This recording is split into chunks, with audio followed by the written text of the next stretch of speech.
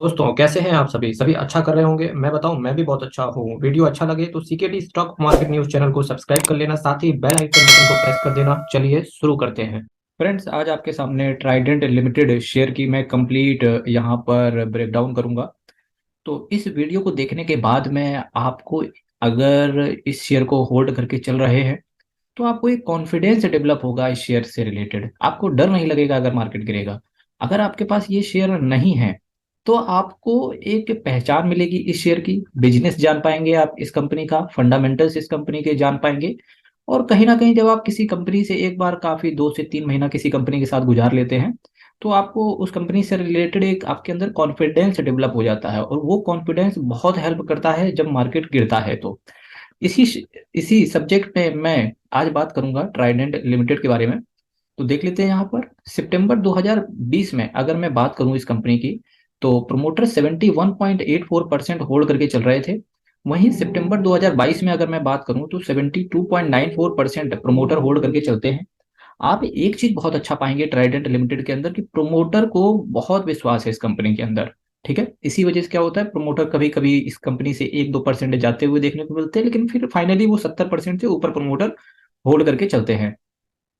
और जब मैनेजमेंट को अपनी कंपनी पर विश्वास होता है तो वहीं देखिए, फॉरेन इन्वेस्टर्स हों चाहे वो डोमेस्टिक इंस्टीट्यूशनल इन्वेस्टर्स हों, दोनों ही इस कंपनी के अंदर आते हुए देखने को मिले। 1.60% 2020 में जहां एफ आई आई होल्ड करके चलते थे, वहीं एफ आई आई की आज होल्डिंग इस कंपनी के अंदर 2.59% के आसपास है।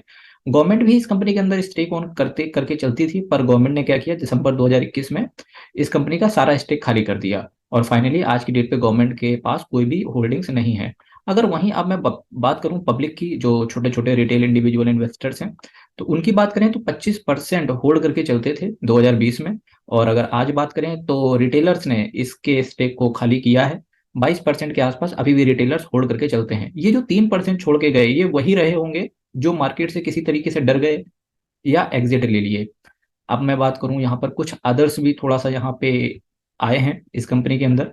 1.96% जहां अदर्स होल्ड करते थे, वहीं आज की डेट पे जो अदर्स है 1.76% अदर्स होल्ड करके चलते हैं। फ्रेंड्स, ये अदर और कोई नहीं, इनका वेलफेयर ट्रस्ट है, ट्राइडेंट लिमिटेड का एक वेलफेयर ट्रस्ट है, उसी के पास 1.76% स्टेक है।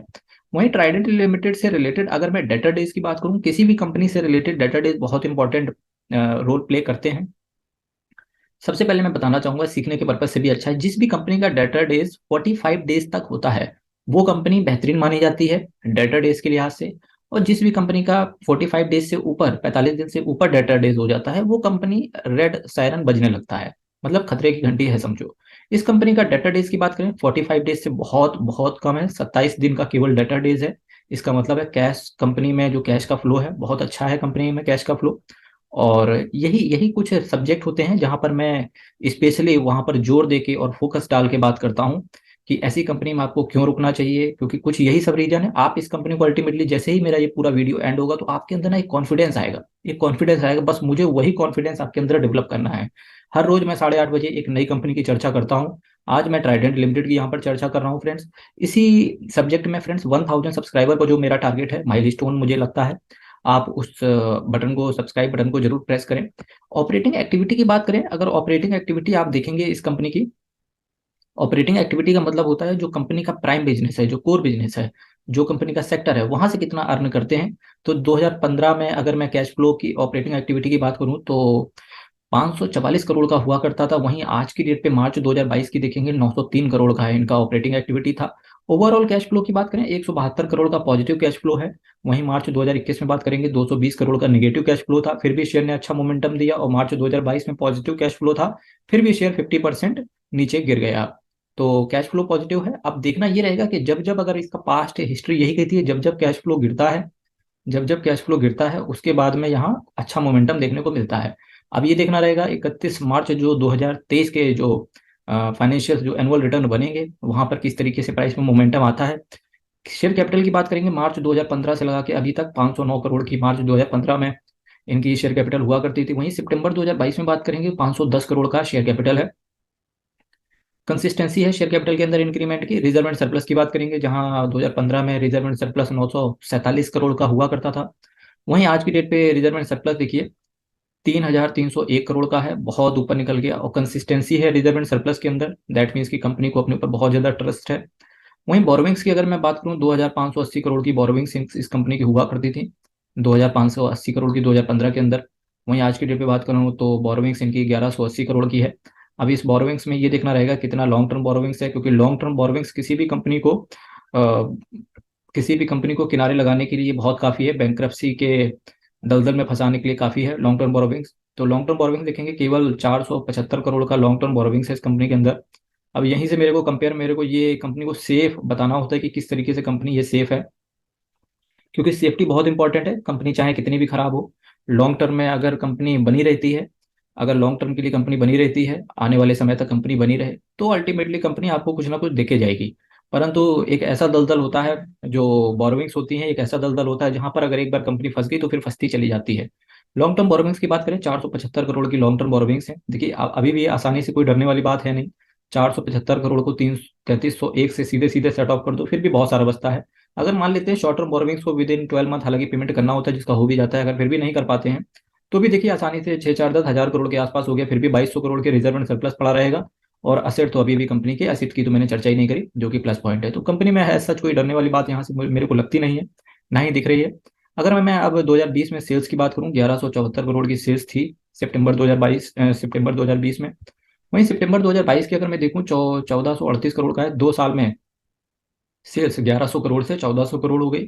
सेल्स में कंसिस्टेंसी है और इंक्रीमेंट भी हो रहा है। हालांकि अगर मैं यहाँ से बात करूँ दिसंबर 2021 से, तो सेल्स कंटिन्यूअसली मेरे को गिरते हुए देखने को मिल रही है।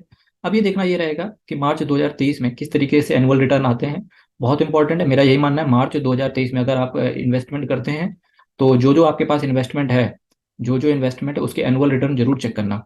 एक्सपेंस की बात करेंगे, 944 करोड़ का एक्सपेंस हुआ करता था, वहीं इनका एक्सपेंस भी बढ़ते हुए देखने को मिला। लेकिन जिस हिसाब से कंपनी का लेकिन जिस हिसाब से कंपनी का सेल्स बढ़ा, उसी प्रोपोर्शन में इनका एक्सपेंस भी बढ़ते हुए देखने को मिला। तो एज सच यहाँ पर कुछ मेरे को डरने वाली बात लगती नहीं है। पर यहाँ पर एक दिक्कत ये आ गई कि नेट प्रॉफिट में बहुत ज्यादा कमी आ गई, जिसकी वजह से अर्निंग पर शेयर गिरते हुए देखने को मिला।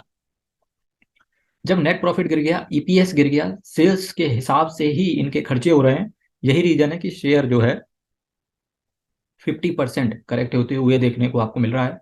फ्रेंड्स, आपको पता होगा एक्सपोर्ट से रिलेटेड बहुत सारे विंडफॉल टैक्सेस लगे हुए हैं, जिसकी वजह से कंपनियों को एक्सपोर्ट करने में बाहर दिक्कत हो रही है।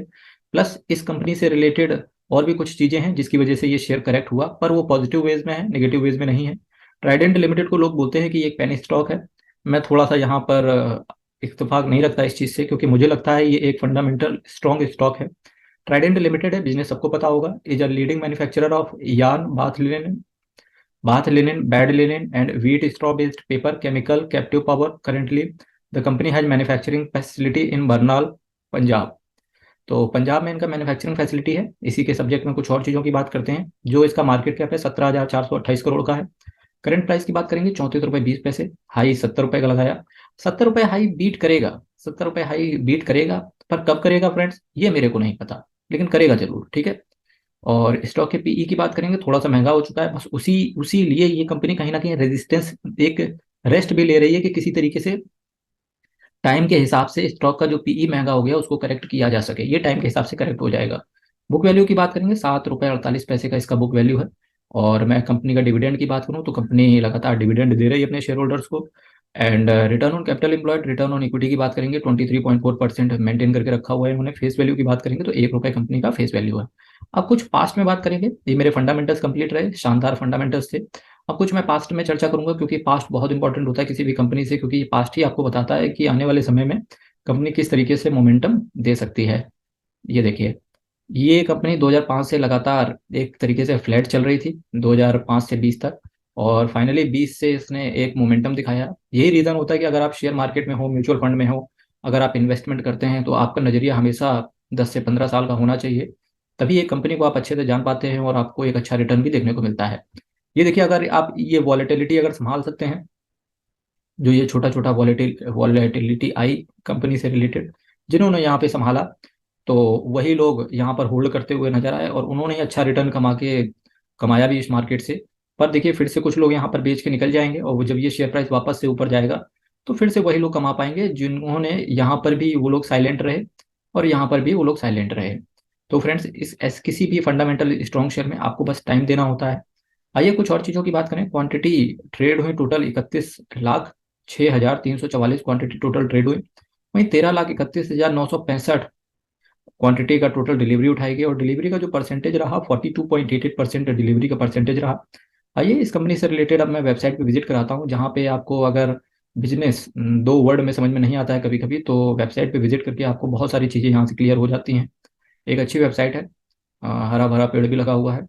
ये शानदार राजेंद्र गुप्ता जी, इनके कार्यकाल में कंपनी ने बहुत अच्छा रिटर्न कमाया और सबसे अच्छा जो मुझे इनका लगता है वो लगता है प्रमोटर्स की होल्डिंग। इन्होंने कभी होल्डिंग्स को खाली नहीं करा, ईसॉप भी इन्होंने दिया, अपने एम्प्लॉयज़ का भी इन्होंने ख्याल रखा। और ये रही कंपनी हेल्थ केयर, और इसके साथ साथ इसका शेयर प्राइस भी यहाँ पर आ रहा है और ये कंटिन्यूअसली कंपनी जो वेबसाइट है अपडेट होती रहती है। इनके कुछ धमाकेदार क्लाइंट हैं, Reliance, Grasim industries, Lenzing and Avery, ये कुछ इनके धमाकेदार क्लाइंट हैं जिसकी वजह से ये शेयर बहुत शानदार बनता है। तो ये रही पूरी ट्राइडेंट लिमिटेड की वेबसाइट। और वेबसाइट के साथ साथ इन्होंने कुछ सेक्टर्स में भी हाथ अजमाया है, जिसका नाम था कि केमिकल सेक्टर में भी इन्होंने अपना एफएमसीजी सेक्टर हो, केमिकल सेक्टर हो, ठीक है, और बैटरी कंपोनेंट मेकिंग हो। देखिए paper and yarn, chemical, energy, ये कुछ सेक्टर हैं जहां पर कंपनी ने एक्सपेंशन किया है। अब ये देखने वाला ये बात रहेगा कि आने वाले समय में जहां इन्होंने ये एक्सपेंशन किया है उससे रिटर्न अगर ये जनरेट कर पा रहे हैं तो डेफिनेटली आपको ये कंपनी बहुत ऊपर जाने को बहुत ऊपर जाते हुए देखने को मिलेगी। अगर केमिकल सेक्टर ने आउट परफॉर्म किया जैसे एनर्जी सेक्टर है, यहाँ दिक्कत रहती है, चाहे शॉर्ट टर्म हो चाहे लॉन्ग टर्म हो। पर जो ये केमिकल सेक्टर है, यहाँ पर बहुत अच्छे मार्जिन्स मिलते हैं कंपनी को, बहुत अच्छा रेवेन्यू जनरेट होता है, जिसकी वजह से प्रॉफिट भी बहुत अच्छा कंपनी को होता है। केमिकल सेक्टर से बहुत अच्छी उम्मीदें रहेंगी कंपनी को। और जो paper and stationery and home textile, तो ये तो कंपनी का कोर बिजनेस है ही है। तो अगर केमिकल बिजनेस और जो एनर्जी सेक्टर है प्लस जो एफएमसीजी में भी इनका हाथ है, इन्होंने नया बिजनेस स्टार्ट किया है, इन्वेस्टमेंट भी किया है, तो अगर वहां से रिटर्न अच्छा जनरेट करने को मिला तो डेफिनेटली ये कंपनी आने वाले समय में 1 लाख करोड़ की मार्केट कैप की जरूर बनेगी। तो देखते हैं किस तरीके से कंपनी परफॉर्मेंस करेगी। तो ये आज का मेरा पूरा वीडियो यहाँ से खत्म होता है। फ्रेंड्स, वीडियो कैसा लगा उसका कमेंट बॉक्स में आप जरूर रिव्यू दें। साथ ही साथ शेयर मार्केट से रिलेटेड अपना एक्सपीरियंस जरूर शेयर करें कमेंट बॉक्स में, ये कमेंट बॉक्स सिर्फ आपके लिए है। और चैनल को सब्सक्राइब कर दीजिएगा। कल फिर 8:30 बजे मुलाकात होगी एक नए शेयर को लेके। कंप्लीट फाइनेंशियल एनालिसिस उस चीज़ की मैं करूंगा, फंडामेंटल का एनालिसिस करूंगा, बिजनेस की बात करेंगे और कुछ अपना पॉइंट ऑफ व्यू मैं रखने की कोशिश करूंगा। कल फिर मिलेंगे 8:30 बजे, तब तक के लिए बहुत बहुत धन्यवाद।